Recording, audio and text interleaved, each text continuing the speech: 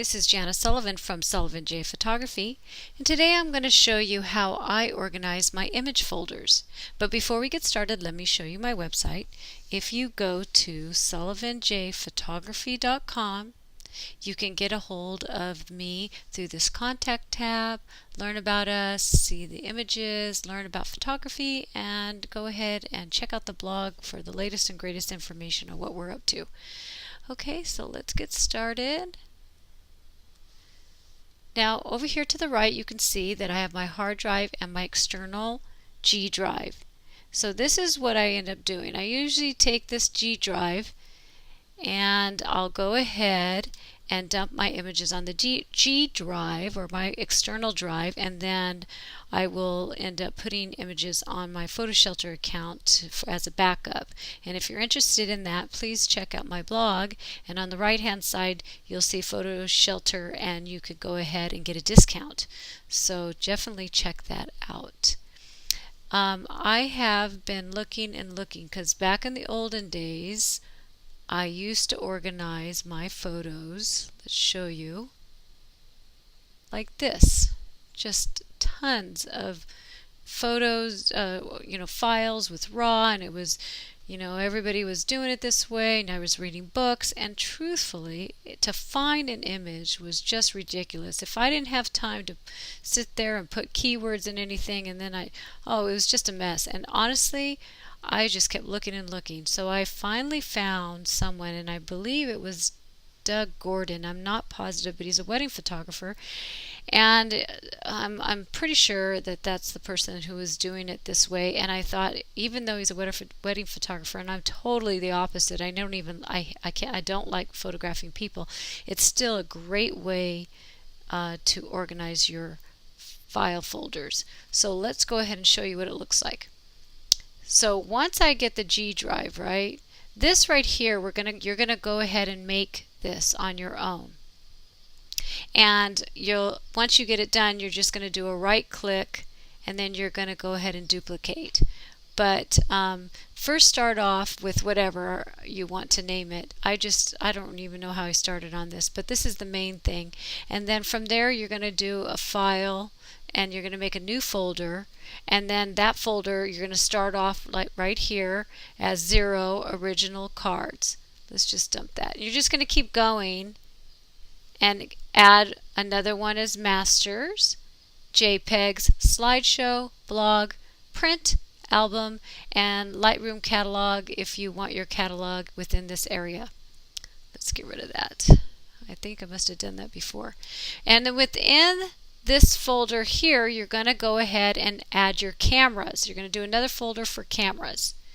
And from that area, if you want, it's up to you, you can put in cards if you want. But this is where you're going to dump your images. This is the originals, okay? And then these areas in here, you'll end up, as you work with the images, putting them all in these different locations. So what I've done, I have my G drive. I end up making one file for my photo hard drive for just the G drive. And then within that, I made one more file for all of my photos that are on this G drive. And then from there, let's just show you travel. Here's my travel.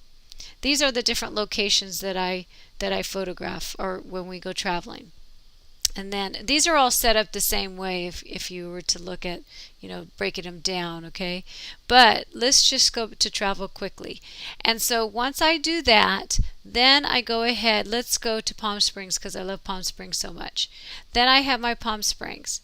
Then I go ahead and basically, once I've done a copy, this is going to be my new file, and I'm going to put down, actually I'm sorry, let's stop that real quick. I've already did it. So I have a new Palm Springs 2013, but this one right here is my old one. So my Palm Springs 2013, here's my original cards and all that. But with the Palm Springs here, the old one, like I could show you, then you go to your original cards, and here's my Canons for last year, and then here I put in for RAW.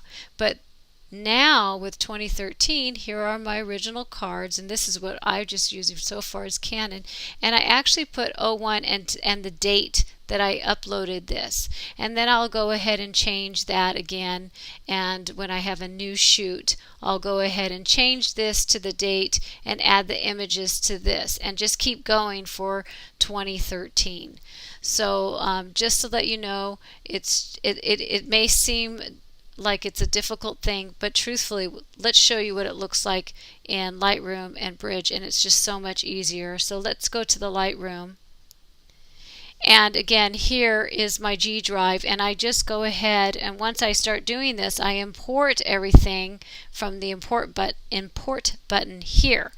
So again, here is the photo, and this is from my hard drive. You can see that.